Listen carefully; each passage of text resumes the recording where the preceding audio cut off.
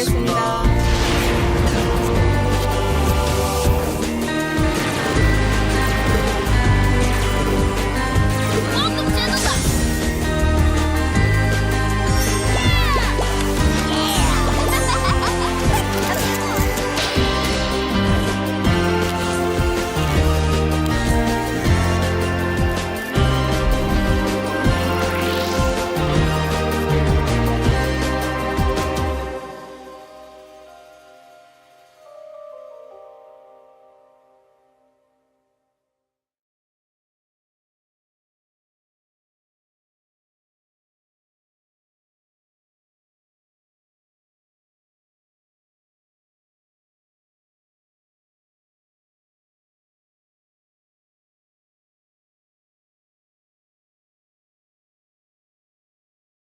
To show off the queen bee character that Laura designed and Colm adapted into a rig. Before we get into the specific character, Colm, I wanted to ask you about some of the other rigs that you build in your spare time. What led you to make 2D rigs of traditionally animated characters? Yeah, like they were, as you said, traditionally drawn. So it was a challenge personally for myself to see if I could break them down into rigs. Obviously, the properties are belonging to their own studios respectively, and I have no idea how those projects were animated, what programs they used, or anything like that. Um, but I wanted to see. I had worked in Toon Boom for a few years at that time, so I wanted to see if I could break them down with the amount of detail that those characters had, because the characters were so brilliantly drawn and the turnarounds. Um, I wanted to just challenge myself to see if is there a difference between knowing what program you're going to use, or can any character be adapted into a rig? And I believe that they can be, if the character design is well rounded and has a full turnaround, and if you respect um, how animators will use things, or how riggers will build things. So yeah, I think the adaptations of certain characters that I've done, um, just heads of certain characters like the Joker, or um, certain Disney characters, and Homer Simpson, who I have no responsibility for any of those characters, but when how they're built, they're recognizable. So there's a responsibility when you're building something to respect the design and still adapt it to be able to be manipulated by an animator. So I still had to have a production mindset when building them, but it was for my own personal use. And then certain animators who I worked with reached out and said that they wanted to play around with it, and I was lucky enough to see them work on it, and they developed some fantastic walk cycles, and yeah, like they're uh, released on their respective Instagrams and Twitters. Um, yeah, so the reason was for to challenge myself, and the results was so good that I kept adapting certain characters until, like, because I don't really come up with my own original characters. I can adapt other people's ideas. Yeah. Oh, let's talk a little bit about what you both do before we get any further. Laura, without getting into specifics about your current productions, can you tell us a little bit about what a character designer does?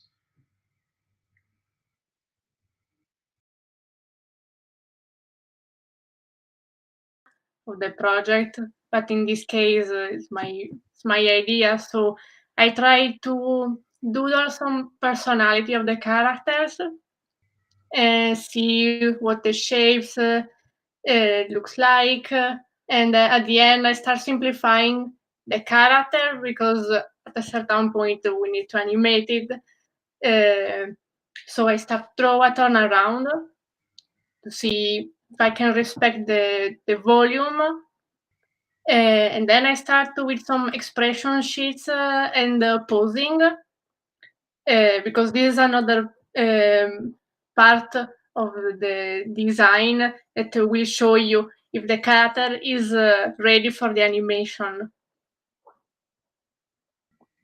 All right, awesome. And Colm, what is a rigging and builds artist? Well, the rigging and builds artist, in terms of 2D, is like specifically in Toon Boom, is taking the design and breaking down the character into certain shapes and joints and making it malleable for an animator to manipulate in a 2D file space. For myself, we would break down the head into several different shapes for the mouth and for the eyes.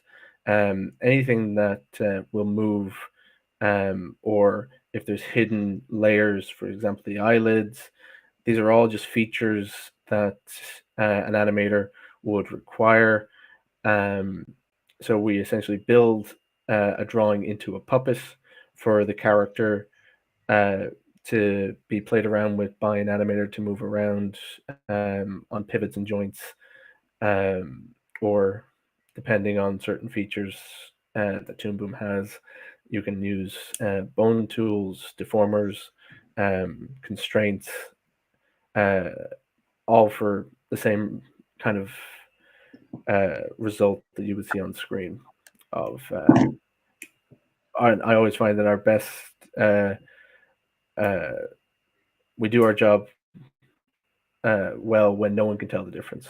That no one can tell that that's it's a built. really good overview of what a rigging and builds artist does. So let's look at a drawing right now. Let's take a look at the turnarounds first, I believe. Is that the first one we wanted to look at? Yes. All right. So Laura, can you tell us a little bit about the materials that you prepared and what the personal project that the Queen Bee character is from? So this character, Queen Bee, but then I call it Queen Baby. It's one of the main characters of this personal project that I developed. I think it was 3 years ago when I started doing an Inktober. So I try to motivate myself and draw a bugs every day, and I call it Insectober. And when at the end I realized that I have a lot of characters and I could develop actually a story. At the beginning I was like more well, let's create this project so I can put it in my portfolio. But then Colm saw my big character and decided that hey, maybe I can rig it. And so at the end I saw her rigged and then also animated, and I'm like, maybe this project can continue. Nice, I can try to make some backgrounds, more finalized characters that I can show you later. So it's a story about bugs fighting mushrooms. More especially is the cordyceps mushroom, who normally infect the bugs, the real mushroom. And I got the inspiration to create this project. So I have 4 main characters. I made a lineup. These 4 characters will travel the world and try to find a solution to fight the Mushroom King. I love these character drawings. Yeah, so we have a bee, a bumblebee. They are brothers and sisters. And a little ladybug who is trying to discover himself. And then we have the 2 hens. They are warriors, but the one who is doing the defense died because he got infected by the Mushroom King. so the partner will try to revenge him. Spoilers. Can we get a look at the Mushroom King concept? I just love the idea of it's just so dark. I love it. Yes, very creepy. Actually, the mushroom is different from the others. It's very long and thin. At the beginning, it looks like more a humanized version of a mushroom, and I was like, no, let's keep it very long and thin, but put a creepy face because I want him to be terrifying. But this concept is still a work in progress. Can we also get a look at the expression sheet too? Because I feel like that's also a really important document for this character. Yeah, she's very expressive, very chaotic, because she's the queen, but she's childish. So during the voyage, she will learn how to rule and how to be a good queen, and not to think only to herself.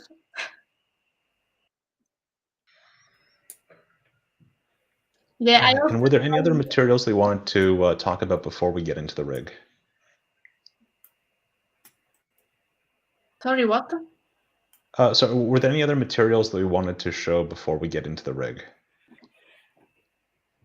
Um, Oh, I love these the face expressions. yeah, sometimes she makes some expression that I do in real life, like the one with the teeth. Yeah, she's very childish. I'm happy with this design. She evolved a lot, so this was the first concept that I used in the Inktober. She has a lot of fur that I completely eliminate because it was, to me, was more easy for the turnaround. And yeah, there are 4 rolls of her body, and I reduced to 3. I simplified it a little bit.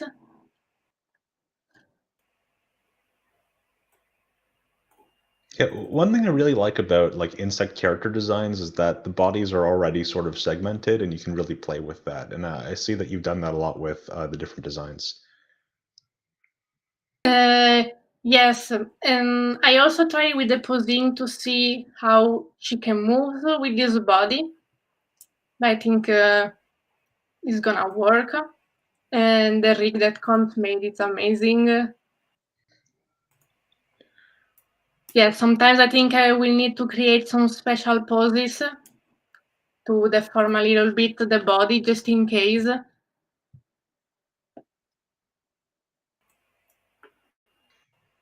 So these are all the character design drawings and concept art. Do you want to see how Colm adapted that into a cutout rig? Yeah, we can look at that here. So how I adapted it when you first start any rig, you should always scale it up to a proper size for the scene. That can always depend on, for the production, there will always be a set scale to compare other characters and props and backgrounds to. Since that wasn't fully established, I did just kind of scale her up to fit within the staging of the shot. And when we do a turnaround for something like this, I always go just a bit down the timeline so that we can play around. And I always put the reference in front of whatever I'm building and scale it down to about 30%, just so I can play around with it a bit looser. And yeah, you scale it in appropriately there. And yeah, then I always start off with the head, and like when you're writing anything in Western culture, left to right. So you go from the top down and left to right. So the head, if we go into the node view here, and I would build everything first and then group it all together, just to see what how it's built. Because honestly, it can vary, and I don't always have a plan when I go in. But I do know that I always start from general to specific. Same with any kind of drawing or painting tool. You always start with the biggest shapes first. So I always start with the head and the chin.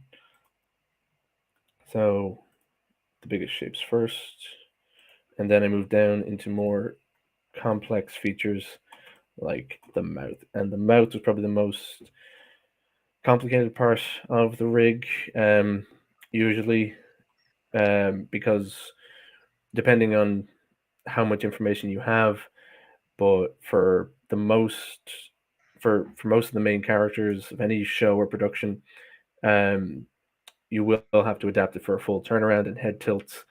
So what I did in this instance was cut the upper and lower mouth, connecting them by a main peg here.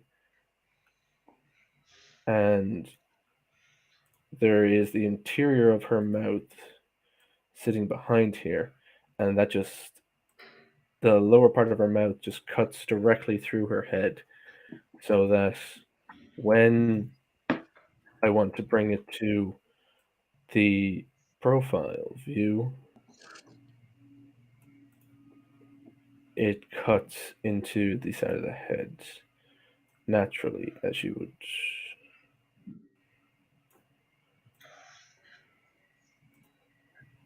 So you can move the interior of the mouth so that it just comfortably sits on the side there. And then we move up to the nose and the eyes. And the eyelashes in this case sit behind the white of the eye, and then there's an invisible eyelid with a 2-point curve deformer that just kind of cuts this line on the outside here. But that cuts the shape of the eye, but it also cuts within the eye itself. And then I would make a drawing substitute if any animator wanted to manipulate the eyelid with the line on the outside.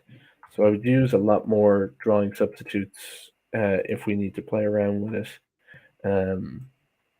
rather than trying to fit everything into one drawing just for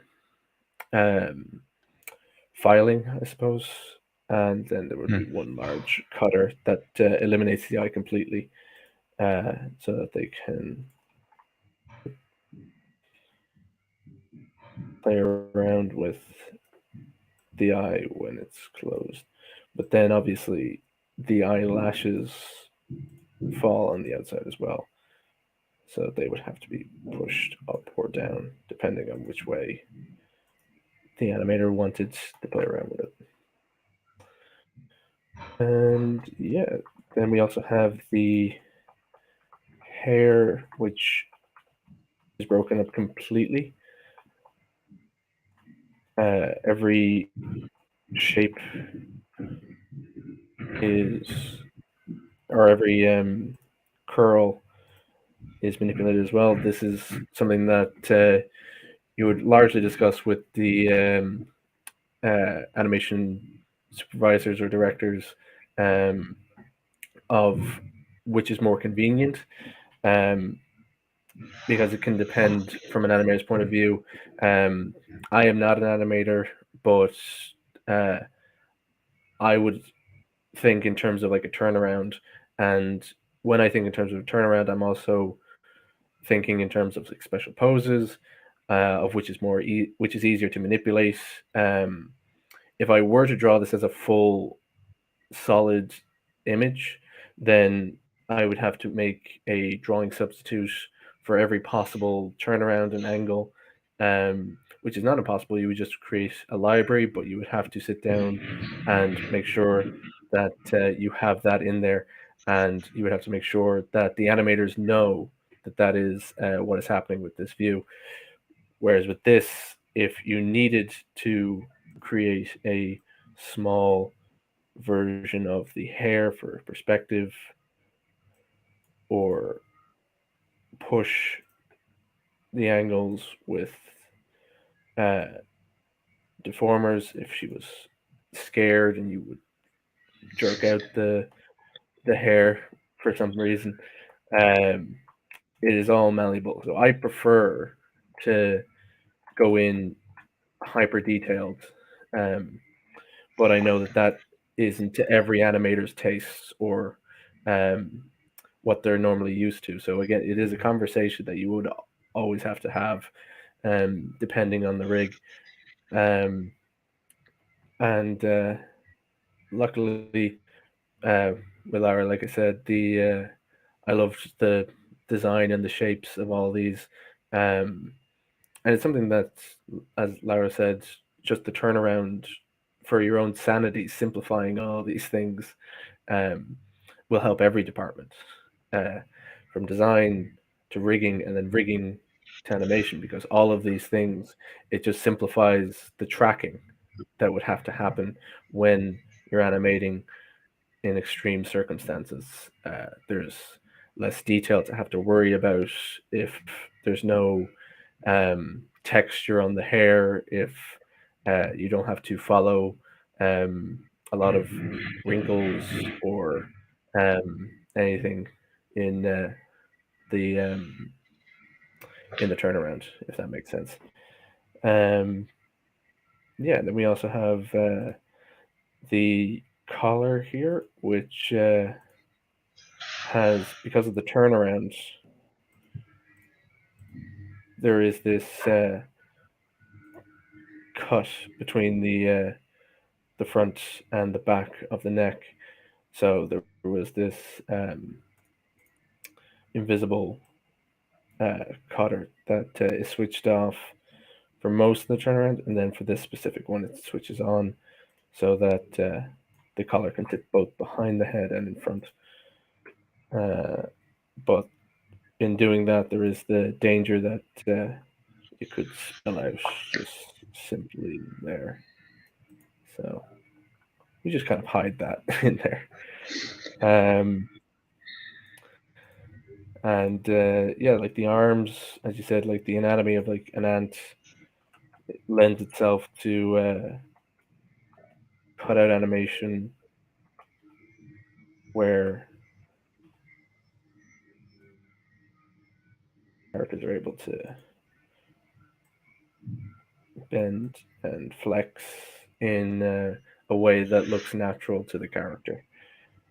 And what I would do, as I suppose habit, but I think it's one of the better options when dealing with characters' creases, is creating a patch, which is just a cutter but with a handle that connects to both the front and back arms. So if I want to push this character forward in Z depth,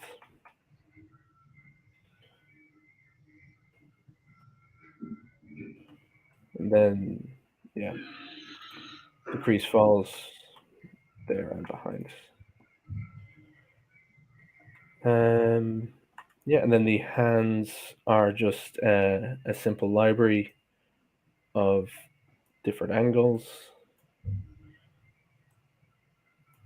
There's not an extensive library that I've created yet, but that would be something that design, the art director and animation would run through, and create a library, and then rigging would create, could be up to about 50 different types of hands, but even then we wouldn't even be able to get every possible version of hands.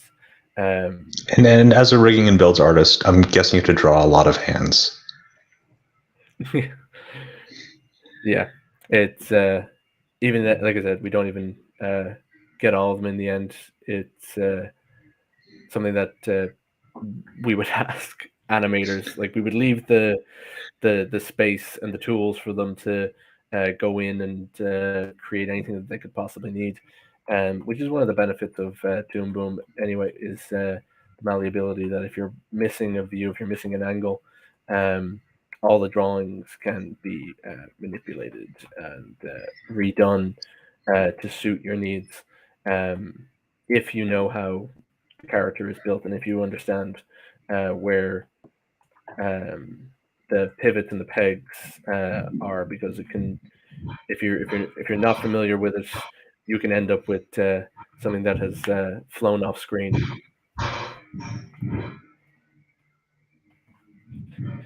Yeah, and then the upper body. So we would connect all the upper body here. So if I press B, I'm able to connect the upper body and uh, the um, uh, the arms itself. So if I come out of the head group and into the arms here, so connect both arms by a master peg, which then would connect to the collar and the head, and then the upper body as a whole. And when dealing with the arms, what I do is the building one and cloning it, but with the clone selected nodes, drawings only. So it clones the exact drawings, but it creates new original pegs so that the animators manipulate specifically with the pegs and not the drawings, and then flipping uh, the arm onto the other side, and then giving it a static transform tool so that the arm stays in a specific location with new coordinates as if they were 0, and then both arms are identical clones of each other with their own original pegs, but they're on opposite sides of the body, so that if you do anything to one arm, if you create any keyframes or animation with one arm, you can clone it onto the other arm without them being identical with in the exact same coordinates, which can happen without this, which I've seen where you animate an entire half of the body, or you want to do a walk cycle, and then you clone it onto a new um, hierarchy, and you've snapped the drawing onto each other, and then the two are animating on top. So static transform just eliminates that and puts them two different coordinates on the stage. Yeah, and then I do the exact same thing with the lower half of the body, but with again the nice clean legs here that have the toes sitting inside. A lot of this shape here, where I have an ankle or a shin, depending on uh, the naming and the labeling that the production might use. I've seen it, because you're having to deal with a lot of different people around the world, so you have to label these things so that people can understand.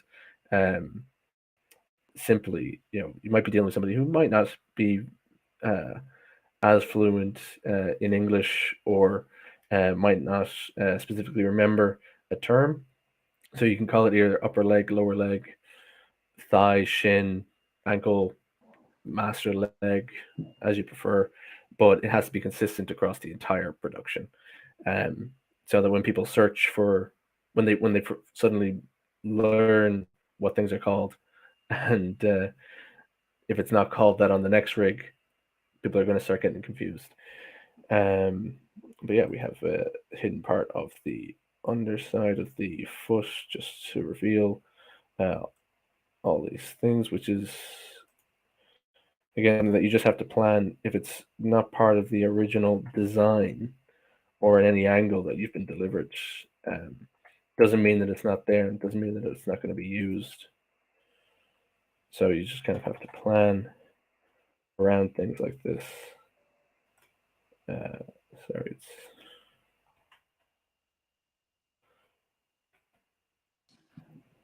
yeah, like the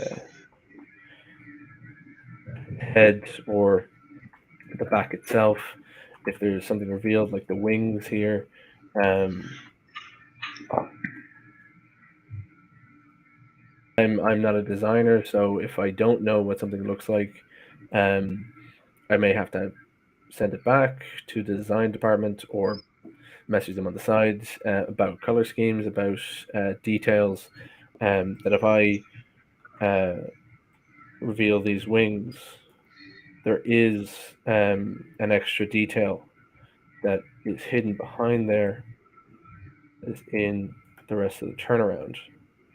So when I build the first view, I always go for the quarter front because that usually has most of the details in there, and it's usually the default setting when dealing with production, that the character will be sitting in quarter front. It's rare that a character is standing directly facing the camera most of the time, which, like, I know that the classic T pose is where most people build their characters, but you never see that. Like in a character, no character stands like that. They're much more. There's more volume to them, and they're much more relaxed, which is usually what the quarter front offers as a default, I think. Yeah, and then build and turnaround.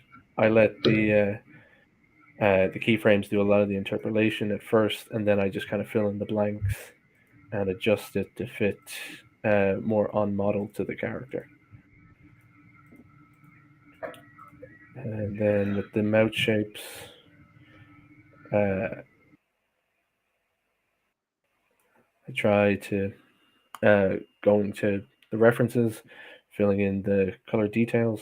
Again, just because it wasn't in the original turnaround doesn't mean that she would never open her mouth. You need to build those things in the first time, because it's very hard to go back and adjust things after it's been built. And the mouth shapes, tried to make them as big as possible, but still keeping to the cuteness of the character's face. And yeah, and most mouth shapes, or most lip sync mouth shapes, fit a certain pattern of the ooh, like the ums and the L's and F's and D's, and then fitting that into the profile as well.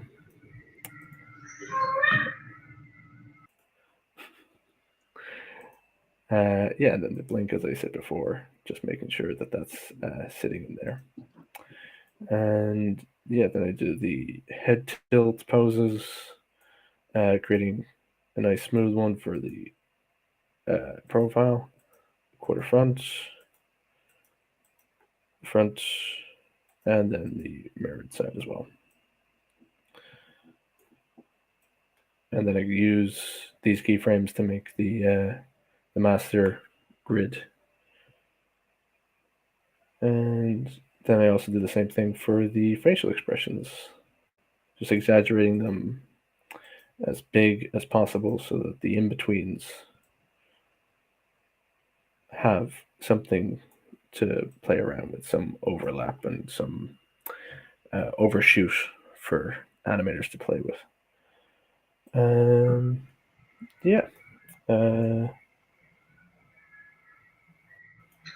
Then you have to play around with some of the poses as well to make sure that they can be used for animation. I always say, like, always play around with the rig after you're done, because you might find that pivots might be out of the way, or certain labeling, or you might break the character in Z depth if you push it too far, etc.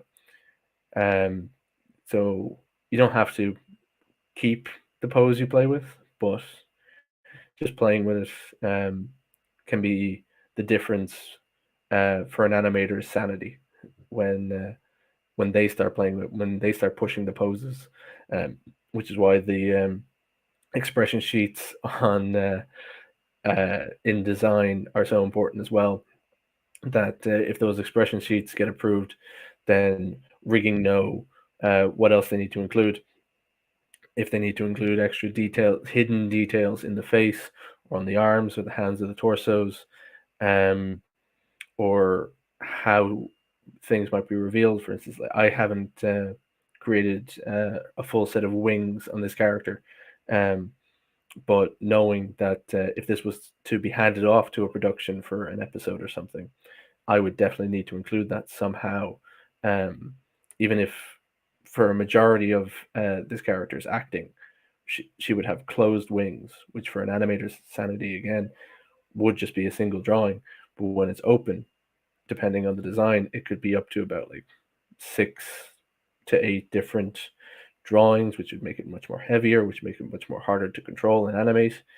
So you would have to balance that between the uh, the default setting and what is needed for those extreme circumstances.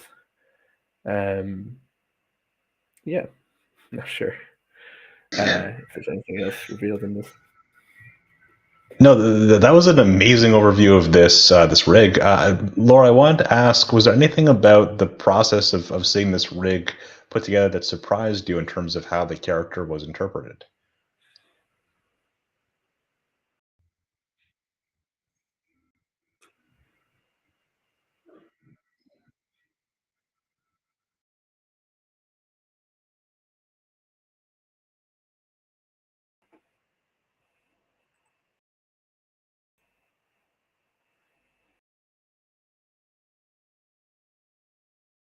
I should do it, but it's better if she keep it closed for the moment, because I need to think how they will interact with the rest of the body. Yeah, We don't have a like whole lot how of time the left, back so view. one thing I wanted to do is just run through some rapid fire questions. Laura, what were you most proud of in this character design, and what was the most challenging element of it? Yeah, probably the expression. I'm very proud of her face and how she can be chaotic but funny at the same time. If you want to show some expressions. And the most challenging, maybe in the turnaround, was the crown was moving and the antenna. I have to simplify a lot her body before she has a 4 roll, and it wasn't uh, very easy to move, in my opinion. So I reduced to 3. And yeah, at the end, challenging to keep the volume, especially of the collar, when she move in the back. I still need to change it a little bit at the end, but yeah, that was challenging. Yeah, and Colm, you mentioned that you had put the face poses into very extreme expressions so that you could have a master controller that could toggle between different face poses. Do you want to show off that controller? Yeah, if I can open it up real quick. And while you're doing that, how long did this rig take to build? I don't think I kept a specific time log of it, but it would roughly have been about 3 days, between 3 working days, between building the head um, at first, and then building the body on a second day, and then doing the full timeline poses of the turnaround, the facial expressions, and the lip sync. But I've been told that I'm very quick, so that could vary between different projects. And as I said, this is a much more friendly design for a rigger. It depending on how complex something could be, it could take up to about 2 weeks, and yeah, as I said, like the first day was me just experimenting. I didn't go in with a plan or a breakdown sheet of how this would work. Um, so a lot of it was trial and error for the first day. Um, but yeah, and then if this was to carry on into a real production, things would get a lot faster, and you would create a lot more templates for uh, riggers and animators to reuse. Um, but yeah, let's. There's the facial expression here, which is the everything's selected.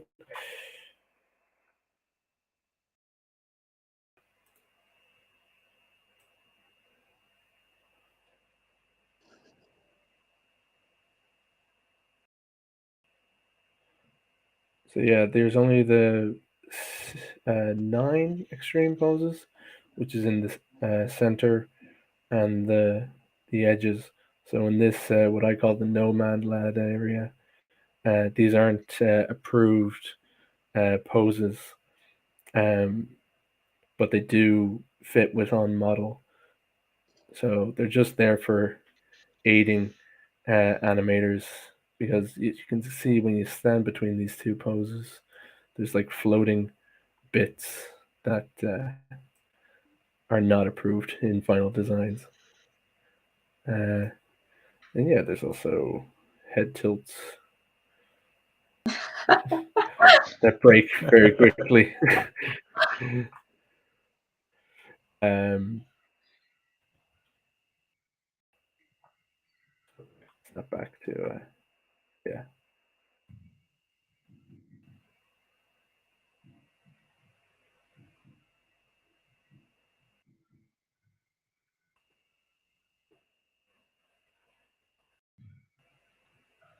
And yeah, I have mouse slider and head turn as well. And something that we do say to animators as well is these are tools. They're not an animate button. You know, they are just specific poses pre-made, but they're not an animate uh, button, if that makes sense. Yeah, a lot of it is just sliders, and then there's a blink one as well. Before we run out of time, I want to ask you both, do you have advice for artists who want to design and rig characters? Laura, let's start with you. Yes, for sure. Always looking at the drawing references, and also from picture from of costumes, of nature that will inspire you and will increase your creativity. Because for me, that's how it works. If I didn't, if I wasn't interested in bugs, this project will never came live like this. Um, and so also looking at the job of other people, see the other people's designs is very helpful. For me, it's motivating, even if sometimes they're very, uh, they succeed more faster than you. It's not a problem. You should not be depressed, but analyze their work and try to capture why their design works. So your own design will grow stronger. And Colm, do you have any advice for artists who want to improve in rigging? Yeah, similar to Lara, advice from experienced people and from other departments, um, from character design, and especially from animators who have to operate these things, what works for them and what doesn't work for them, and learning. It's all trial and error, really. There's no such thing as like the perfect rig. um, I've seen many different people struggle with how things operate and why things operate this certain way. and it's all about like asking people, because when you reach out to these artists who post fantastic work online, they're all but very helpful to offer that advice out, um, and help anyone who wants to get into the industry.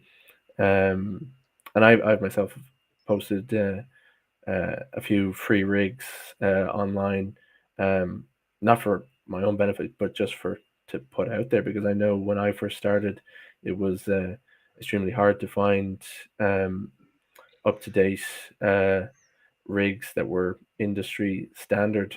Because I wanted to analyze them and play around with them. Um, so yeah, like just exploring and asking experienced riggers um, for tips and tricks. All right. Laura, where can our viewers find more of your work online? Normally I post on Twitter and on Instagram.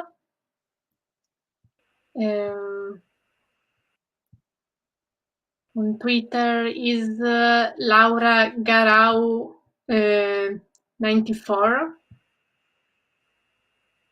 and on Instagram is Lauripo 94. All right, awesome. And we'll include links in the chat as well. Colm, where can our viewers find more of your work online? Same, I'm always posting on Twitter and especially on Instagram. My handles are on Instagram, column.art, and then on Twitter, it's Clom artwork, CLOM, because I made it in college, and that was funny at the time. All right. Thank you everyone for joining us for today's Rig Show and Tell. If you enjoyed this walkthrough of the Queen Bee character and want to try your hand at rigging a character in Harmony Premium, you can download a 21-day trial of Harmony Premium at toonboom.com. And next week, we'll be interviewing a panel of recruiters and heads of talent development at major studios about the future of remote work in animation, so you won't want to miss it. Until next time. Bye.